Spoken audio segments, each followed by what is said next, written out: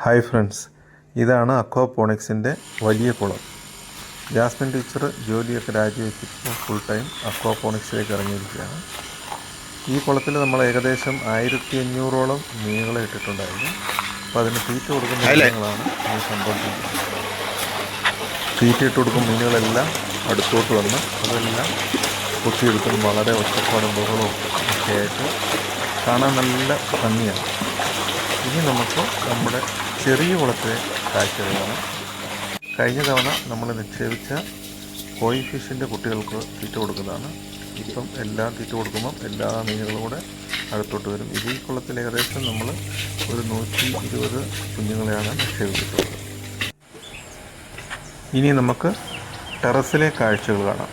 താഴെയുള്ള വലിയ കുളത്തിലെ മത്സ്യത്തിൻ്റെ വിസർജ്യങ്ങൾ അടങ്ങിയ വെള്ളം നമ്മൾ മുകളിലുള്ള ടാങ്കിലേക്ക് വെയിറ്റ് ചെയ്ത് താഴെ കാണുന്ന ഫിൽറ്ററിംഗ് സിസ്റ്റം വഴി അരിച്ച് ചെടികൾക്ക് കൊടുക്കുകയാണ് ചെയ്യുന്നത്.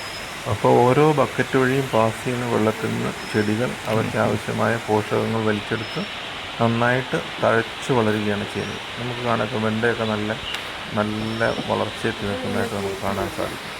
നമ്മൾ മെയിനായിട്ട് ഇവിടെ കൃഷി ചെയ്തിരിക്കുന്നത് വെണ്ടയ്ക്ക, വഴുതനങ്ങ, കുക്കുംബർ, ചീര, പച്ചമുളക്, തക്കാളി, ചൊരയ്ക്ക, പാവയ്ക്ക, പിന്നെ പയർ എന്നിവയാണ്.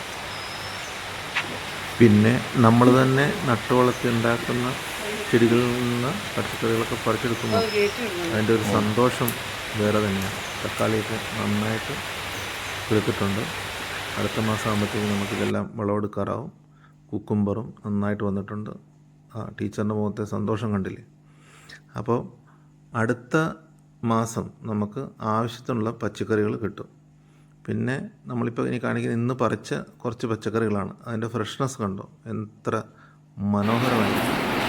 നമുക്ക് വിഷയമായ പച്ചക്കറി കഴിക്കും. അടുത്ത വീഡിയോയിൽ നമുക്ക് വീണ്ടും കാണാം.